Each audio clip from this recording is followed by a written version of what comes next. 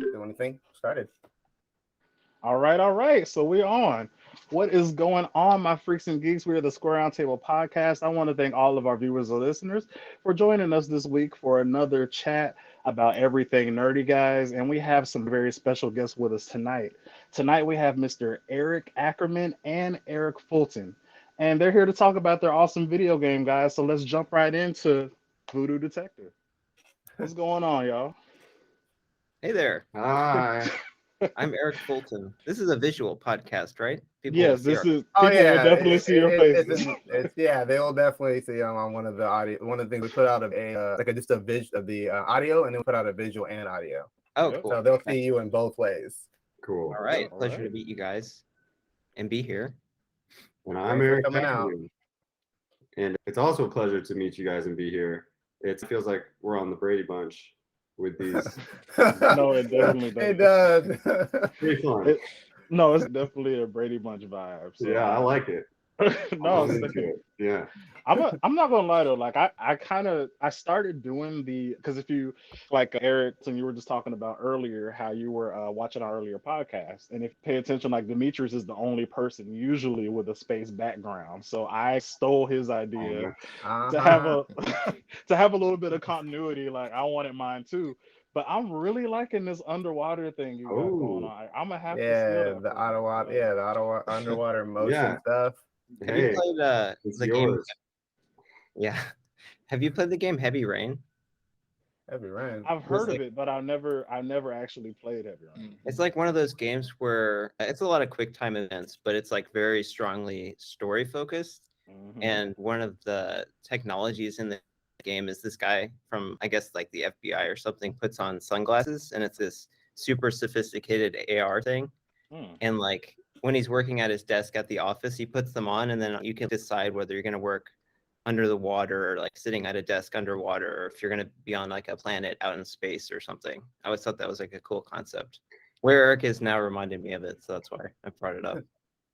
No, that is I really wish I would have played that game in DS. If I'm correct, Eric, it's sort of like Beyond Two Souls. That Yes, game. exactly. Oh, I played that game. I played Same Beyond Two people. Souls. Yeah. Yeah, that. Oh, okay. Then Yep. So same cool. I kind of might vibe. check that out because I actually like Beyond Two Souls. It came right before Beyond Two Souls, I think. They're both Oh, great. okay. I like those Yeah, games. yeah. No, I'll check definitely. it I out. gotta. Yeah, because I remember playing a little bit of Beyond Two Souls, but I always wanted to play Heavy Rain. That's like a PlayStation 2 I think it was game. 3. It was a while It ago. was 3? Yeah, Yeah. that was like 2010 or something, I feel like. So that was I think like four, PlayStation Yeah. 4-ish. Okay. No, three or I'm, four I'm an without. I don't know Xbox which one. fan, so Oh, we got an Xbox person in the yeah. house. Okay, all Oh no! right, cool. Ew. Yeah. Oh, What? Everybody always hates on that. It's BS. it's I don't know if I can it's swear. I don't know if I can swear on this pod, hey, but No, whatever. you're good. You're you good. good, you good, you And cool. I have an Android too, so people are always giving me shit about Hey, we green Android text. brothers around There we here. Let's go. Okay. Let's So I feel go. like Look. it's the same way with the green text.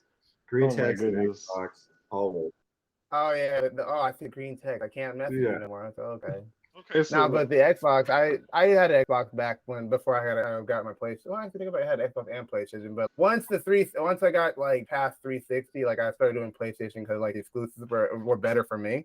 Like I right. just Thank liked them a you. lot better Yes. because they had infamous games, and then they had the infamous Two Sons eventually, and I love those games. So I was like, Yeah. it kind of made me go, Halo or Infamous. Yeah. More I'm gonna go. context. God of War. Man. Yeah, my roommate had a PlayStation, so I could steal his. But not anymore. Now, yeah. No, they've got the good, whatever you call it, Oh, exclusive. exclusives, yeah. Yeah. But no Xbox hate around here for on some real stuff. Like you're welcome here. Like I Well, have a thank brother, you. he has an Thank you. Xbox, so I understand. Yeah, the hate comes from you not having an iPhone. So Yeah, they're gonna get you for the iPhone stuff. They try to Yeah. get me all the time. I have to fight them It's back. It's a good always thing. something.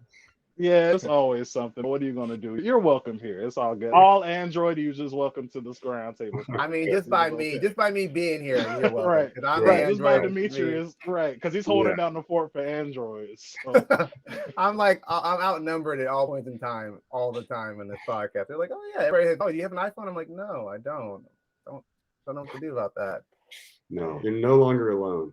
Yes. Well, there you Yeah. go. So you Yeah. finally have some company to Right. you. So yeah, Nice. you got to come back for another podcast, so I won't always be alone. You Yeah, know. yeah, yeah. I'll just be the emotional support. So yeah, guys, we would like to really hear from both of you because of course we're going to deep dive into your game, but I would like to think you guys probably had some background in the visual arts. So I just wanted to know really more about like where you guys were at before you started working with each other. Just some stuff like where are you from, and like I said, do both of you have any kind of connection to visual arts, or did you growing up at all? Do you want to start, Eric, or me?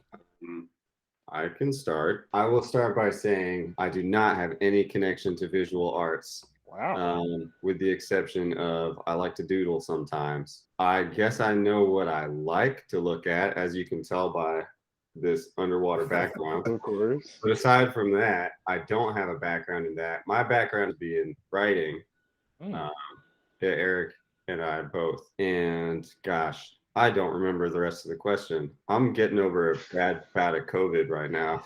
Oh, I'm sorry, man. So my Yeah. brain's a little foggy. Oh no, what's good? Just your background, like where you're from, Oh, where'd you grow right. up, like Yeah. things like Thank that. you. Yeah. I'm from Los Of course. Angeles. I live here still. So, yeah, I was raised in a strong aesthetic community for that reason. Like, I've always been super into movies and animation and TV. And I worked in television for a while, just in the assistant category. I don't know, but in like writers' rooms. So writing's my background, and I've always loved cartoons big time. I took some classes in the fall to see if I could try to get into animation. Is that maybe that's a skill I can hone?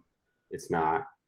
Uh, Oh, that stuff is impossible. I don't know. so You guys might be really talented artists. That's not a language I think I could ever speak or write or whatever.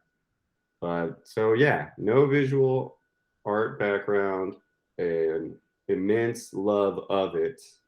And I'm from LA. And before working on this game, and still while working on this game, I was just working in TV as like a writer's assistant kind of stuff. oh wow, that's Yeah, awesome. yeah. So this is a new world for me. And now I'm gonna let Eric tell his story. So I'm from Bellevue, Washington, and my background is pretty much software development. So like after college, I got out and did just working at different tech companies. Like I worked at Amazon and Twitter, and I wanted to say Facebook, but no, I worked. Oh yeah, Blue Origin and Grab. So just like random tech companies, Hmm. and I bounced around and didn't really settle anywhere. And that's when I started thinking like, hey, like why don't I strike off and do something different? And like the inception story for the game was like I went to Eric and I was like, I'm thinking of making a video game. And he was like, paragon of enthusiasm and support. And yeah, do it. Quit your job. So I was like, I had all this PTO saved or free time, or what do they call it? Yeah, PTO. Hmm. Paid Yeah. time off. There we Yeah. go. And I just took it all off at once and was like, do you want to spend a couple weeks trying to write a story and see how it goes? And that's where the game started, and it went really well. And so I was like, all right, I'm gonna leave my job. So I left my job, and here we are. But visual background, not so much. I went to undergrad for communications with an emphasis on film. So like I did some student film in college as well, but nothing like I'm not an artist either. The most I do is a bunch of Photoshop, which I definitely used for the game a lot, but I don't create the art. I just edit it or clean it up or whatever for when we put it in the game. I look over there because there's a computer over there, but No, um, that's cool. That's cool. but yeah, that's my background. And the writing stuff is something Eric and I did on and off for years after school. We went to college together. And I think we both have an affinity for writing and telling stories. And at some point, maybe like 2012, we just started sending, maybe earlier than that. We started sending, or maybe around that time, yeah. Yeah, 10 Started years sending ago. stories and ideas back and forth and giving each other feedback and trying to, I don't know, see what we could develop and what might be things we could turn into more later on, which is exactly what happened to Voodoo Detective. So Hmm. That's it's that's my background. that's Yeah. awesome. That's awesome, guys. And I think it's really cool that you both have a background in because it's like very much an idea for noir kind of detective game? Was that something that was birthed because of your love of noir or love of detective stories, or where did that idea come from? Because I have so many questions. Number one, just how do you go from zero to video game? Like, where does that? So where does the video game meet the detective noir? I know you didn't just wake up one day and was just like, oh, video game. Like, what kind of drove you to want to make that form of storytelling? So the story is, like I mentioned, it was one of those short stories that I'd written to send to Eric in 2017 or so. And it just kind of, I was like, oh, this is fun. And then set it aside. And then when we were trying to figure out what the game should be about, it's Voodoo Detective, because I really like the name, I guess. The Yeah, I name more like than it too. anything really Yeah. stuck with me. And the idea came from, I think I'd been watching noirs at the time, and it was like specifically what, The Long Goodbye, or what was it? Do you remember? Yeah, Is that it? the long The Long goodbye. Goodbye with Elliot Gould. Is Elliot that who it was? Gould, yeah. Yeah. Hmm. So that's like a Raymond Chandler novel developed as a movie, and it was like the 70s or something. It's a good movie, but I saw that, and I guess I was inspired by that. And I'm a longtime fan of like point and click adventure games. So if you have you guys played like the LucasArts stuff, like Monkey Oh Island, yeah. Grim, yeah, Of awesome. course. Those are great games. And like those are some of the first games I played. Like I played with my mom and my brother when we were kids. And those, I don't think I was thinking of those when like the initial idea for Voodoo Detective we were kicking around. I Hmm. think it was more, I wanted there to be, so I was wallowing in ignorance when it comes to voodoo. Like I only knew the stereotypes, and I wanted Hmm. it to be like this guy knew magic and used it to solve this noir kind of detective story. So I was like, okay, voodoo detective, because voodoo is magic. It's not. It's a religion. Back when I was writing the story, I still didn't really know what voodoo was, but that was the stereotype is what I wanted to go for. And then once we started actually working on the game and the story, writing it together, we're like, well, we better investigate this whole voodoo thing, because like Monkey Island treats with it in a whimsical manner, and maybe it's not the most. They don't really delve into it, but it might not be the most faithful or like it's not disrespectful, but like it was from the 90s, and this is 2019, 2020 at the time, and we wanted to do as good a job as we could. I understand. Yeah. So we read more about voodoo, and it's a monotheistic religion with this pantheon of demigods called the Loa. They're like spirits who are responsible for the various aspects of nature. There's Baron Samedi, who's like the Lord of the Dead, and he's responsible for keeping people in the underworld and making sure the corpses don't walk around and stuff like Yep. that. And there's Papa Legba, and he's like responsible. He's like the god of the Loa of the crossroads. So he's like responsible for if you want. He's like the intermediary. If you want to speak to any of the other Loa, you have to go through him, and he stands at the crossroads of the universe. So we were learning more about it, and we're like, okay, let's try and be as faithful as we can and respectful as we can, and when we're borrowing from it, and let's really stick to that, because it's like a really interesting, rich culture that we can explore in this game. So that was a big source of inspiration for us too, aside from the noir from Raymond Chandler. Those were the big two inspirations, I'd say: the religion and Raymond Chandler noir novels. Oh, that's awesome. That's really cool, and it makes for, like I said, a great kind of palette to kind of build a story on top of. I would ask, so as far as you were saying that you guys had the story kind of already written, passing it back and forth to one another, how long did it take you to get the full finished story down on paper before actually going through the process of animating and voice acting and building the world visual? That's a good question. Yeah, I'm trying to remember. Because your original short story, Eric, I feel like you wrote in probably 3 days or something. It was a nothing. Yeah. Yeah, but that was like 2.5 pages. Whereas our probably first draft of what turned into the game, It was 50 pages, I think. yeah. We And that, spent a good month or month and a half, maybe, just writing that outline, I think, yeah. in addition to the 2 weeks. So, yeah, it was more, maybe it was like a whole 2 months we spent just iterating on the story. And it was, to be honest, I think this is true. It was like the first full story. We had like full length story that could be like a movie or a game that we had written together, and all the way to completion, everything fleshed out. So it took a while, like trying to get into the flow of how we were iterating on it. And then once we did, then it took, a little while to actually get through the whole story.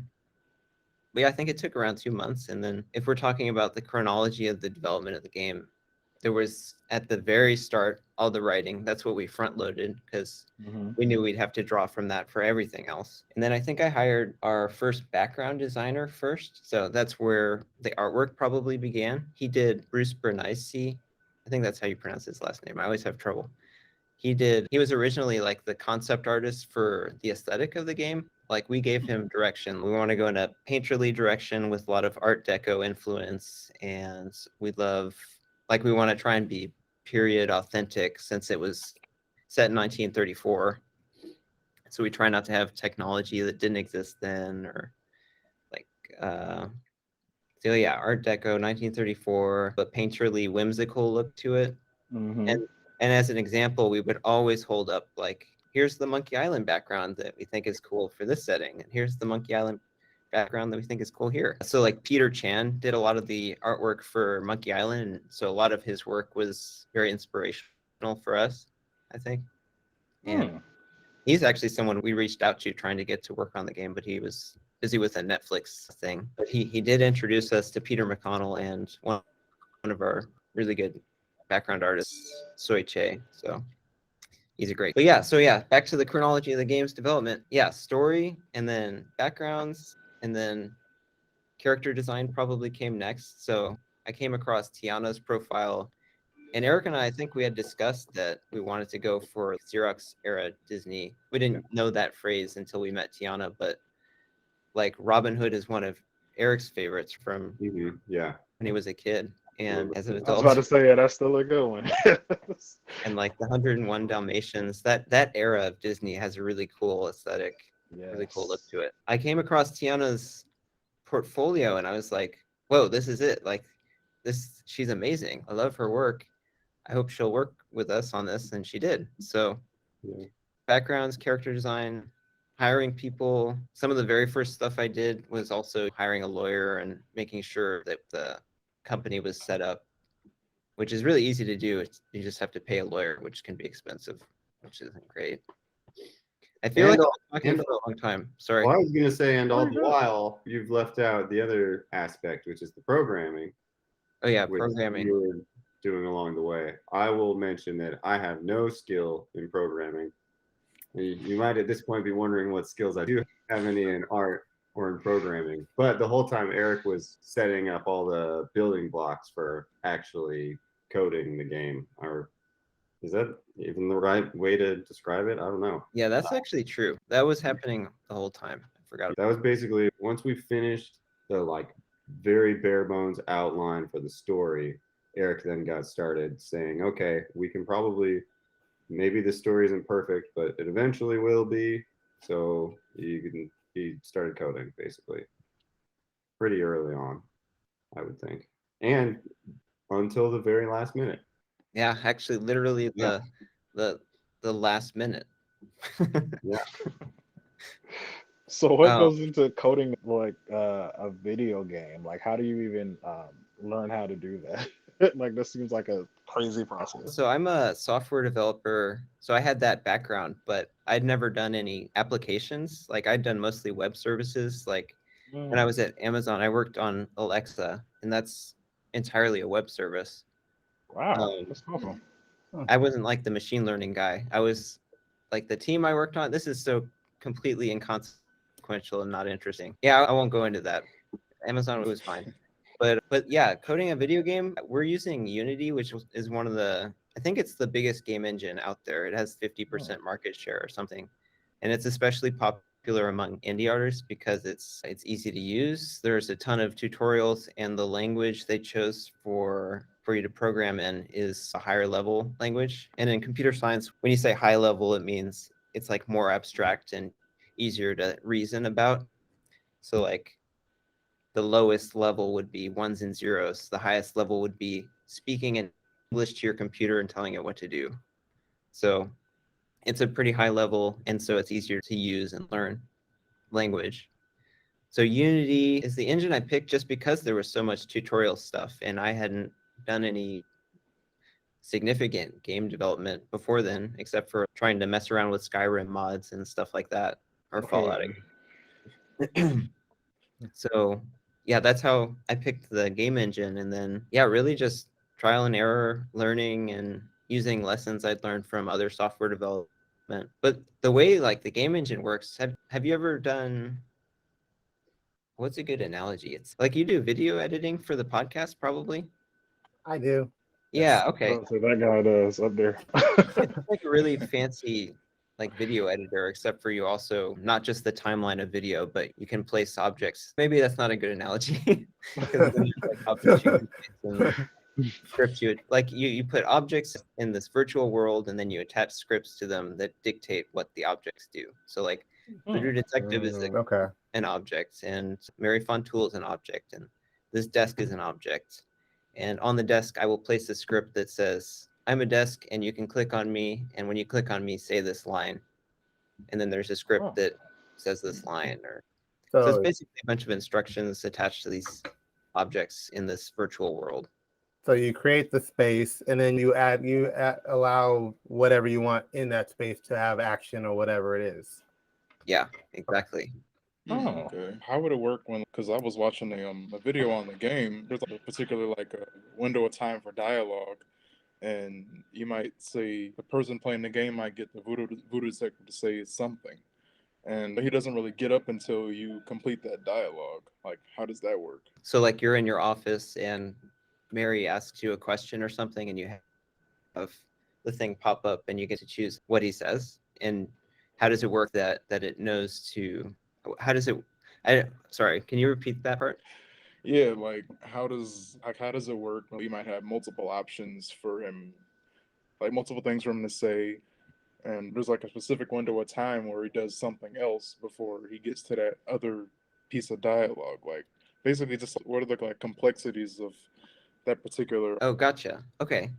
Yeah, so every conversation in the game it's like a tree of decisions. So at the root of the tree, it'll be like, why did I let my brother talk me into moving here? This town needs saving, he says. Restless spirits, he says. And it'll advance up the tree until it gets to a decision. And then it's, okay, at this point, either you say, I'm a savvy sleuth, or I'm a tough voodoo detective, or I forget what the third one is. And so the computer's going through this tree, and as it gets to each node in the tree, it reads out that line. And then once it gets to a decision, it presents you with that dialogue option. But also, each one of they're called nodes in the tree. Like I guess it's a computer science term in a tree. It's divided up into dots called nodes. And each node is connected by a line. So it looks like a tree eventually. What's the they call those graphs? Like those diagrams? Flowchart. It's like a flowchart. Oh, okay. Yeah. Okay, cool. So That's crazy. So each dot's like an action for the game. Yeah. And so each dot in the flowchart can also have a script that runs. So Mary's in your office and you say, you lost your memory, huh? Did you check the couch cushions? And then he gets up and he walks around and he pulls something out to examine her, like a magnifying glass. And then she says a line because that's the next node. And then the next node has a script that says, okay, now Voodoo Detective walks over here and pulls out another device, and then he says this line. So it's like just a bunch of instructions that attached to a tree.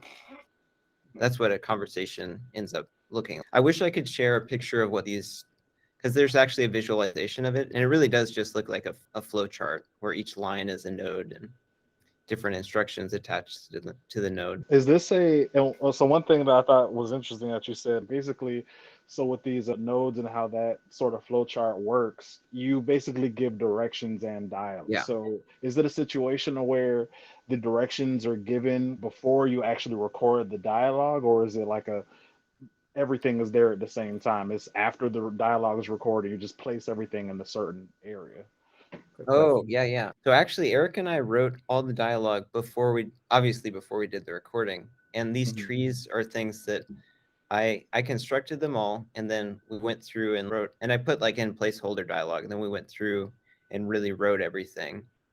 So like the dialogue was written into the tree, and then I wrote the script. It's called like Apple Say. It's a program on Apple where a robot will talk if you type something in. Sounds like maybe I can play it. I don't know if you'll be able to hear this. This might be a bad idea. Okay, say hello.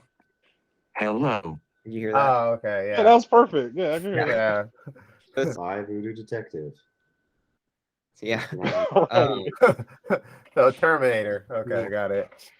So it's something that is built into Mac OS, and I just used that and had every line we wrote generated by the computer. And so we used that as a placeholder for a long time. And then eventually we got everything recorded, and it was like a drag and drop kind of thing. So just Wow. replace all the generated lines with the real stuff, which Wow, was awesome. so is that? Oh, go ahead, Demetrius. No, go ahead. I was just talking out loud. You can continue your point. I had no question. Oh no, it was just a quick thing because I'm just like I don't know if you would know that or not, but is that like an industry standard thing to do, or is it just like something you? Because it seems like a way to make it a lot easier for yourself. I bet you anything that AAA, I'm sure AAA games do that. Actually, I was just watching a GDC talk for Horizon Zero Dawn or something, or the sequel. I can't remember what it's called, but like they had placeholder voice. Yeah, they definitely have placeholder voice in those games. Oh yeah, Portal 2 also. I was watching a lot of GDC talks recently, and yeah, like they had a bunch of placeholder voices in Portal 2 also. Oh, that's super interesting. Like I had no idea that's how that was done. Like, It's great for getting timing down and figuring out dramatic beats and stuff. We also did that for kind of everything. And by we, Eric, but like that's also what he would do for the characters. Like before we had character art, Eric would use like basically a paper doll card or steal a character from another game or something cut out and would have that moving around. Or like when he was talking earlier about programming, you create the space and then you put the character in it. We had like temporary backgrounds too, which was interesting because sometimes we would then actually have to make what turned out to be the real backgrounds would have to like match in certain ways what the placeholders were, because like the door has to be over here and these people have to be able to reach it from there. So please design the backgrounds to enable. But so placeholders are definitely were our friend, not just in voice acting and dialogue, but like every aspect of the game we employed that big time, which is, I don't know, it's funny to see like old screen captures of when it was like Voodoo Detective was, you had some, it was like a steampunk raccoon or something running around at some point because there's like a Chrono Trigger character too. Oh yeah, Chrono Trigger was in there for sure. Yeah. But yeah, Unity has these tutorials and placeholder assets that you can use for free, and I think it was like a fox or something. Yeah, or like a little ferret. So there was I don't know, it was the placeholders were funny, but they worked great. Yeah. Oh, that's really interesting. And getting back to the character design and the design of the setting, I know you guys were talking about how you, at least when you told the artists and were referring to them and let them know what you want and what you were going for, of course, you went with the two-dimensional era Disney-esque design. So I wanted to know, in your process, like how did that, because of course it could have been anything. You could have went a 3D route, or even with the story, you could have went a less whimsical Sin City route. Like, how did that art direction you chose lend to the story you were trying to tell? Huh. Well. Well, we didn't have, so it didn't, it was I don't know. I can answer part of that. Sorry? I was just gonna say I can answer part of that, which is that the 2D over 3D. That is something we decided early on. Both aesthetically, it's like a cool choice, I think, because Curse of Monkey Island is like one of the big influences, and I think if you were to compare our game to any other game ever, that's probably the closest analog. But so there's the aesthetic reason, but there's also it's technically much less sophisticated to have to do a 2D game than a 3D game. So from my point of view, as a programmer new to the video game, I didn't have to do any 3D math. I didn't have to do any modeling. I didn't have to do, a lot of the stuff that makes 3D games more expensive and more complicated to make. So it's really a technical call we made early on for technical reasons and because I think it's a cool look. It's Yeah, because it actually, because when I saw it at first, it was like, it looked like it was like a Venture Brothers esque show on Yeah. Adult Swim. I was just See, like, oh, okay. right. Yeah. We Yeah. love Venture Bros. If you've seen our Yeah. if you've seen our trailer, we took a lot of cues from like the opening title. You know how like every episode of Venture Bros, when the title shows in and then it zooms towards the camera.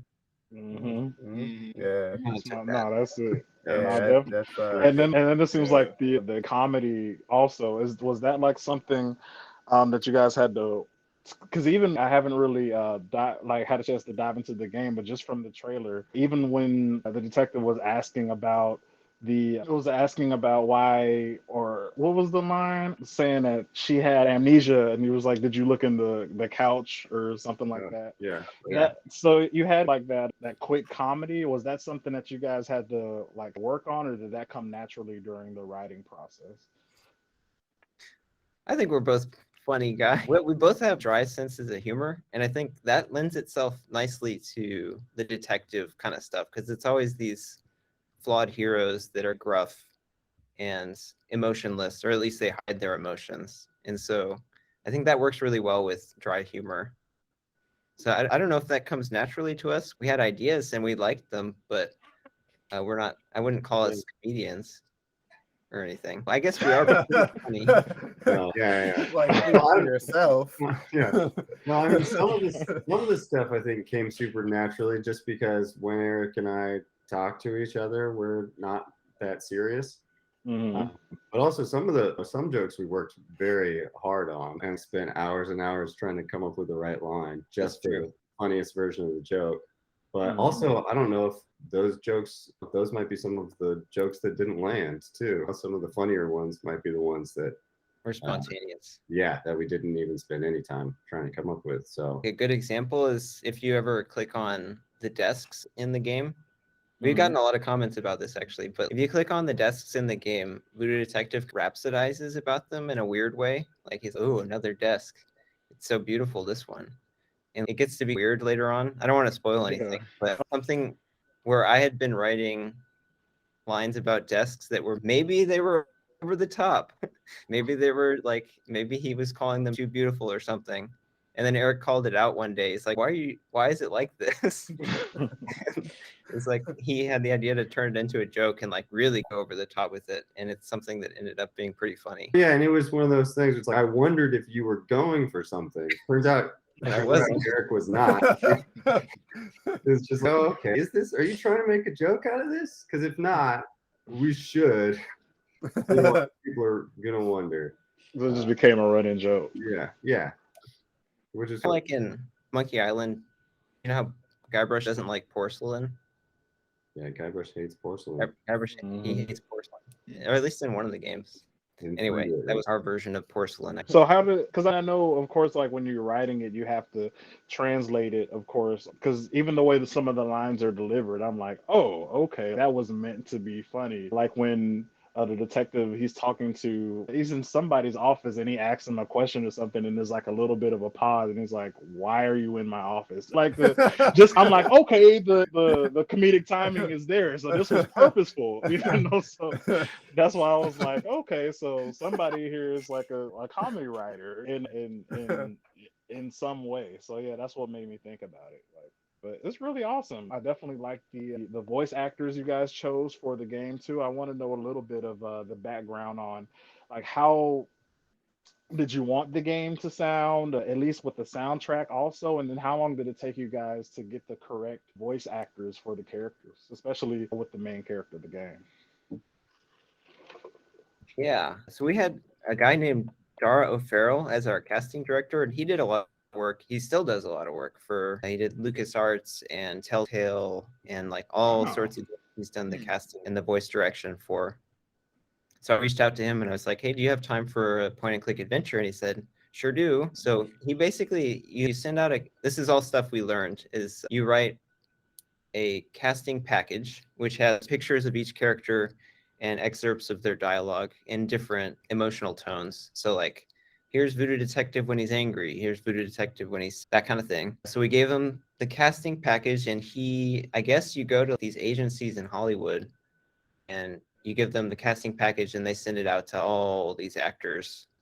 And we actually got like 900 auditions back in. So tons and tons of That's auditions. sick. And that's Yeah. just for Voodoo Detective.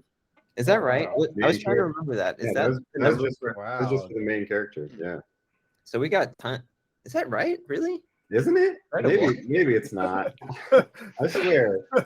Either way, that's a huge number, man. Yeah, That is a huge number, like, regardless of what it is. It's a Yeah, huge number. Yeah. So The we number is had a correct. lot to go through. Dara narrowed it down before we went through, gave us like, I don't know, like maybe 100 for each, Yeah. Okay. or maybe not even that much. He just gave us his top picks. And so for Voodoo Detective, it was between Will and these other two guys, and they were all great. All three of those guys were really good, but Will has he's not just this gruff guy. He's also like he's a charming guy. No, Like it he is, seems definitely. like he has a goodness to him. And the other guys sounded kind of like too harsh, too hard edged. And in the way Will acted, I think it was like more in line with what we were hoping for. And yeah, we just really lucked out. Everybody who worked was incredible, I thought.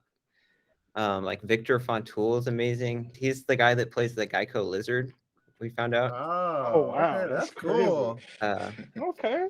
Mo Daniels was amazing as Mary. And Ike Amadi, he did so many voices for us. He did Papa Legba. He did the elevator driver. He did like a tourist that actually we removed that tourist. He did a guy named Kenneth later in the game, and he did all these really cool. Sorry. Oh, the bathroom. He did the bathroom guy, which you wouldn't guess. He's got a great voice. Yeah. So much range too. But yeah, it's basically we had the casting package. They sent it out. We listened to all these auditions, and then we went with whoever seemed best. And I think that they all worked out. We didn't have to go back. What did we do for the bathroom guy? Did we start with someone else doing the bathroom guy? No, we didn't. Yeah. No, we just worked through a bunch. We just worked with EK for a while on developing the voice. And for a while, 3 minutes, it's crazy with these voice actors, like how quickly they can just like cycle through. Oh, should we try it like this? We can try one like this. And it's after 30 seconds, that's it. And That's what's up. and with most of the time, it didn't even take that long. But it was really cool with Ike Amadi, specifically hearing him like, his range was really cool because he did so many characters that we got to hear him try out so many different personalities. Who narrated the game?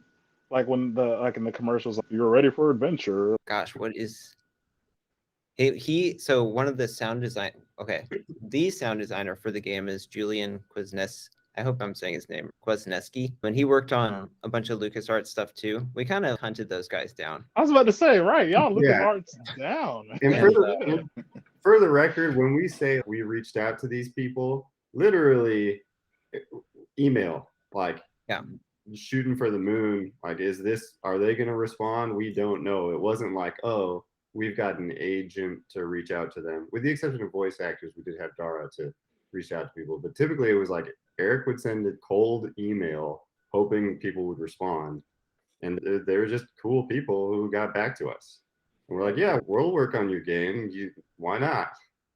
Which is crazy to me, but also anybody listening, send emails. Yeah, I agree. Yeah, as a Square Roundtable podcast, we can co-sign that. Huge co-sign on there. It might work out. Yeah.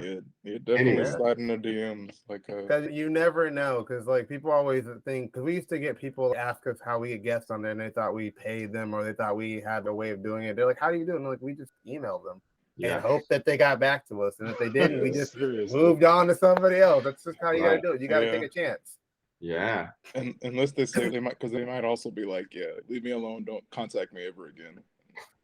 That might be that too. But at least you know. What did you say in the email? At least you know, No, it's Josh was just being extra. Well, and then you're in the same position you were from the beginning. No change. Right? So yeah.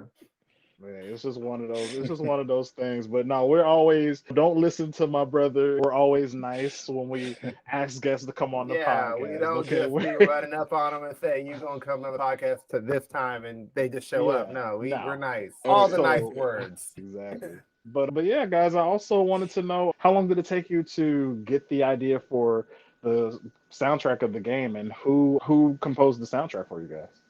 So the soundtrack is composed by Peter McConnell, who, if you don't know, is the composer also for Grim Fandango and Monkey Island, along with Michael Land and Clint Berjekian. And he also, more recently, he did Psychonauts. He did Psychonauts 1 and Wow. 2. Okay.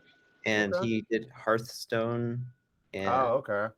he's done all sorts of stuff. He's a long and illustrious career, You're right. and everything he touches turns to gold, in my opinion. I think he's one of the finest game composers out there. One of the finest composers out there. He, like, if you've heard, have you played Grim Fandango? You mentioned, I think, or was it? Monkey Island. I never played Grim Fandango. Highly recommended if you have time. It's a classic. I played it. My sister got it for me in '98, and I played through it. Loved that game. Love that game and the soundtrack. We'll But definitely put that in the description below too for all the Square Roundtable viewers out there for sure.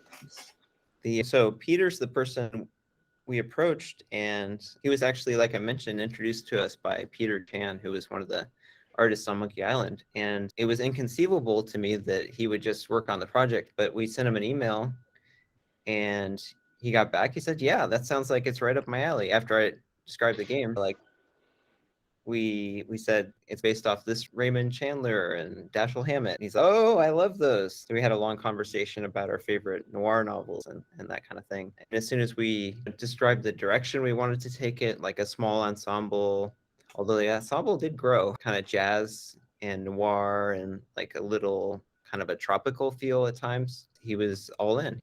He was super interested, and he did an incredible job. Like, this soundtrack, I'm totally not objective. I've said this before. It's got to be one of my favorite game soundtracks in the last 10 years. It's really cool.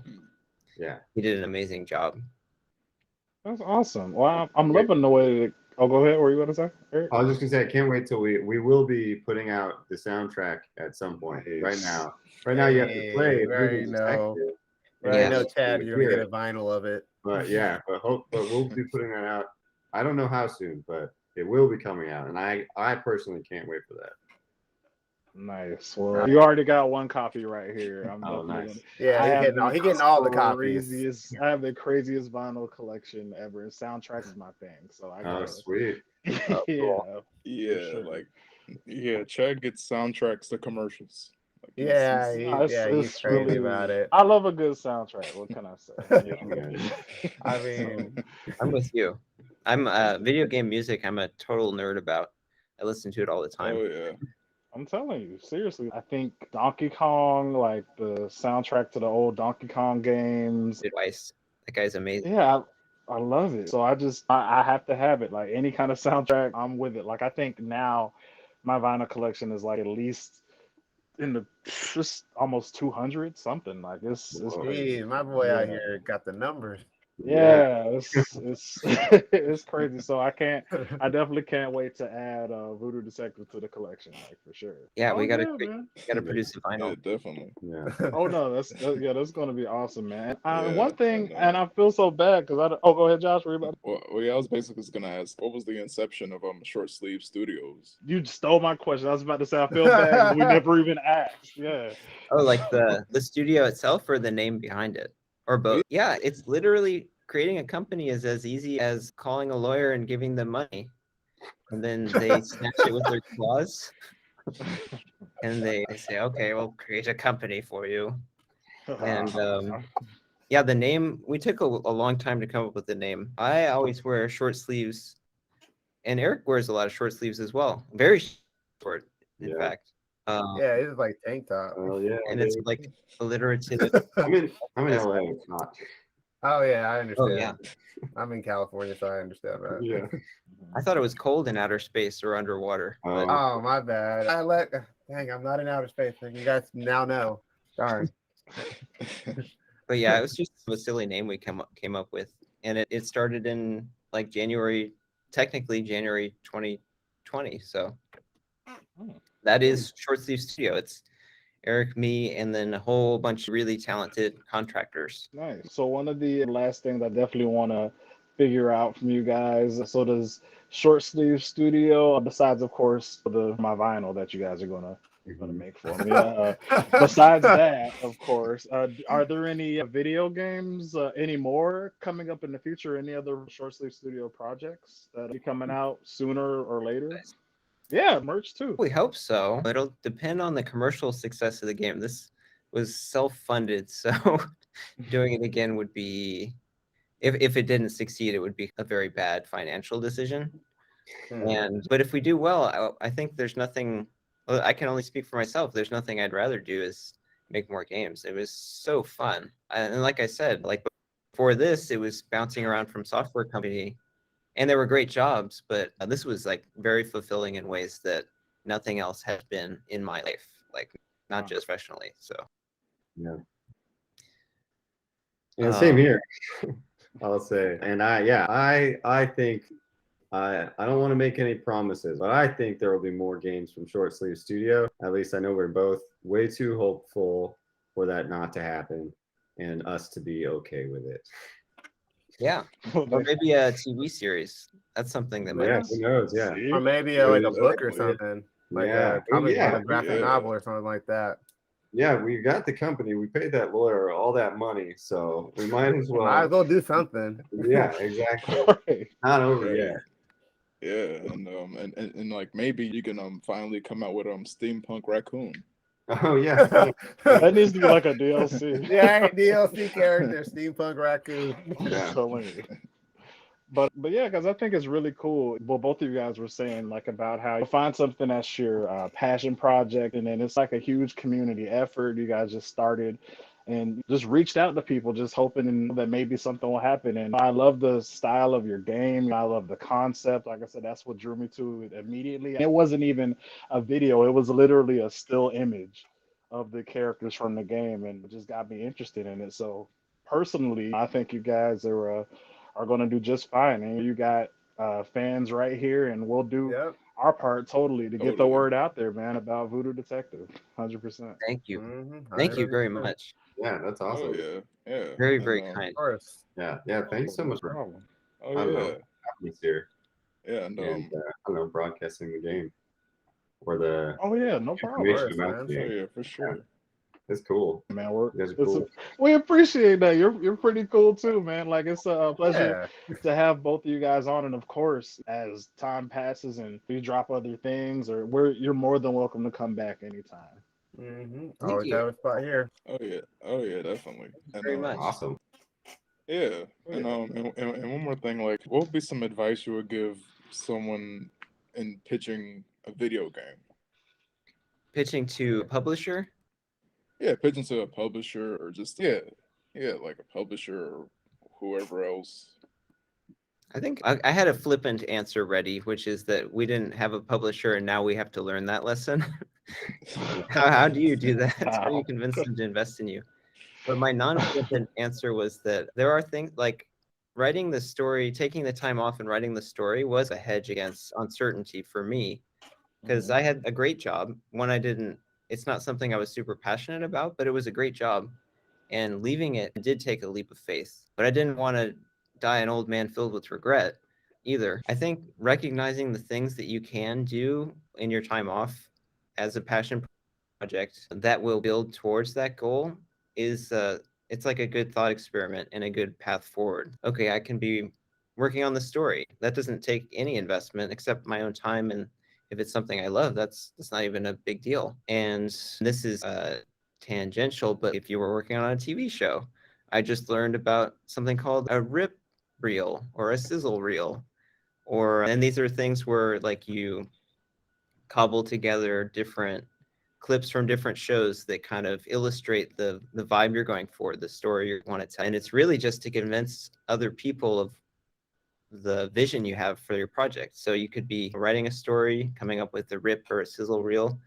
You could, if you do want to invest some kind of money into the idea before really diving in, you can hire like a character designer to maybe draw up a couple of designs so you can hand those out and show people this is what we're going for.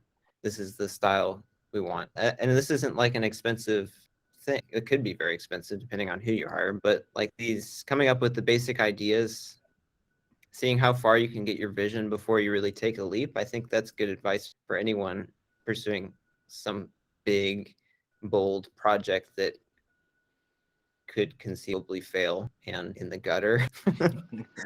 but yeah, I think that would be a good way to start. And I would like to add to that, I think that's all really wonderfully brilliant advice. And I would add, don't do it alone. And I'm sure you guys are well aware of that since it's the three of you running this, but I know doing this together with Eric made all the difference. Just having, not only just having somebody to go through everything with, but just be able to bounce ideas off of somebody or have somebody say, hey, this is cool. What we're doing is worthwhile. Let's keep pushing forward. Like just that, like moral support, if not to mention like having two brains is better than one. So yeah, that's on top of what everything, what all that Eric was saying. Get a partner or partners if you can, and that's like, I don't know. Many hands make light work. Agreed. Yes. No, that's Totally. that's the quote. That's the best way to put it. Exactly. Yeah, that's like I said, guys, that's some really good advice. And I'm sure that can work towards many things. Like you were saying, that's the same with us. I remember when we were getting started. No, but even way before we started this podcast, I thought about doing something by myself and I was scared. I'm like, there's no way. I'm like, I cannot have an hour's worth of anything. I can't even think of what to say to fill that time. So it's just like, no, I can't do it. And then it's like, even when we got started, it was the three of us, me, Joshua, and Demetrius. And guess what? We all have the same exact opinion. So when we first started, it was like the first 3 or 4 episodes, everybody was like, hey, how do you feel about that? Yeah, I agree. I agree too. I agree. That gets boring. So we Speak for actually yourself. well, I mean, we had to add one more guy, so we have. He's not here tonight, but big shout out to Marcus, which he became our 4th member, and adds like some much needed, great opinions, fresh perspective into the group. So we definitely co-sign once again. You know what you guys are talking about, having multiple brains on a project, having more hands on deck, and all of that good stuff. So we really appreciate that advice, guys, and I'm sure it's going to help some viewer or listener out there that's trying to do the exact same things as you, but just doesn't know where to find their footing yet. So we definitely appreciate that, guys. Yeah, Yes. definitely. And while Eric was saying that, I was trying to look up a quote that Eric had shared with me previously that was saying the same message, but it didn't give me the opportunity to say I definitely agree with what Eric and what you guys were just saying, because the game would not be what it is at all. It might not even be if we hadn't been working on it together. And like it's like it's everything. It's not just this side thing, and it's not just the creative stuff either. It's if you're not sure if you're sane anymore, you go to your partner and you're like, hey, it's like, did this email I send, is it actually insane? And then like, no, it's not. It's perfectly rational and you should continue doing what you're doing, or that is insane. Like you need to take a chill pill, man, because that's bonkers. Or if you're on a 10, you need to be at least a 5.5. You know? Right. Yeah. No, I definitely agree with that. It's almost like this thing. I don't really know. I won't say I could never, but people that are comic book artists or people that are animators that draw all the time and they're constantly looking at their work. There's this thing that I don't know if a lot of people experience it, but I'll be drawing a picture or something and I'm looking at it so long that I don't notice that parts of it are warped or that it's like leaning to the left a little bit. And I don't see it until a day later and I'm like, oh, this is crap. So having that other person there to be like, hey, what do you think of this? Is, oh no, that ear is way bigger than the other one. Like that that if that was a good analogy to coincide. But yeah, that I agree. It's all the same and it definitely works. So I'm glad you guys play off of each other and together y'all are able to make that short sleeve studio team work. So that's awesome, guys. And the last thing though, before we get out of here, just we always like to share whatever our guests have. So please, time to shine, plug it, man. Let our guests know where they can find you on social media. Let them know where they can get your game, all of that good stuff, man. Just let them all know. Oh, okay. We made this game called Voodoo Detective. 2D point-and-click adventure game with hand-drawn animation, a live soundtrack, and music by Peter McConnell. And all the voice acting is done by professional, world-class voice actors. It is available on Steam, on Epic Games, on iOS and Android. And we're very proud of it. And we've gotten a lot of good feedback and reviews. And we think you should buy it. Mhm. Buy, while you're at it, buy maybe two. Buy 100,000 copies. Yeah. That would really do us. Buy them all. Yeah. Yes. But yeah, go buy Voodoo Detective. It's really good. Mhm. And we're Short Sleeve Studio. And the more copies of Voodoo Detective you buy, the more games we'll be able to make after Voodoo Detective. Which, All right. if you like Voodoo Detective, that's a good thing. Yeah. Yeah. Yeah. Awesome. Well, yeah, guys, if you're fans of the Square Round Table, everybody, at least one person get 5 copies of Voodoo Detective. Right. Right. And, Oh yeah, and follow us on Twitter. Yeah. Yeah. Yeah, It's, Detective. we've been releasing concept art, which is very cool. I wish there was some way we could have included it in the game, but like all sorts of really cool concept art that paved the way to the final assets that made it into the game. Most recently, there was one of a really cool machine. Horrible. I can't tell what it does, but it's like No an spoilers. abominable machine. So Okay, yeah, so no spoiler. This No is a spoilers. spoiler-free podcast. Spoiler-free podcast. So guess what, guys? You got to buy the game to find out. Yeah. So with that being said, guys, we'll definitely put all of that great information in the description below. So guys, just like every week, guess what time it is? Shameless promotional. Shameless promotion. Yes, so now it's time for the shameless promotion, guys. And just every week, we are the Square Round Table podcast. And you can catch this podcast and all of our other amazing podcasts on our website, squareroundtablepod.fandomlim.com. And one more time, guys, that website is squareroundtablepod.fandomlim.com. And you can catch us on YouTube. If you like the video, smack the like button. Leave us a comment about anything if you've played the game, or if you have played any of the games that he mentioned, or any of the the film that he mentioned, or the film noir movies that he mentioned, or anything else you want to ask us or them. Maybe they'll see it. yeah, if you ever want to reach out on Twitter, Instagram, Facebook, or support at shortsleeve.studio. Support at shortsleeve.studio. It happens to me all the time. I get it. We will answer There any you and all messages. See, there we go. That's where you refer to. Comment section and slide over to the support over there too. Do 2 things, 2 actions there. Hit the notification bell underneath the right side of the video if you want to get notified of this video and the future videos. Follow us on our Instagram, our Instagram, Twitter, our pesky Facebook group. We need some people in there. And and share the video. Yeah, that will definitely help us out. And that's it. I did. Go ahead, continue. Nah, you forgot one more thing, Demetrius. Or that. Yeah, and please, everybody, help donate in the GoFundMe to help Chad get a short sleeve shirt. Oh, It is very sad but true news. I do not own a short sleeve shirt. See, watch. Look, they are all. Oh my gosh! Wow, bro, you need a short sleeve shirt like tomorrow, man. It's awful. He's struggling, guys. They're all sweaters. They're all sweaters and cardigans. So please, guys, help donate to get me a short sleeve shirt or a tank top. Any of that will work. Yeah. So with that being said, guys, I would love everybody here, including our wonderful guests, to introduce themselves one more time before we head out. And one more time, guys, I am your host, Chad Singleton. Dmitri. I am Josh Singleton. #yes, #no. I'm Eric Ackerman from Short Sleeve Studio. Go buy Voodoo Detective. And I'm Eric Fulton from Short Sleeve Studio. And what he said, buy Voodoo Detective. And this has been the Square Round Table podcast, guys. We are out. Bye, Voodoo Detective. Bye. Peace.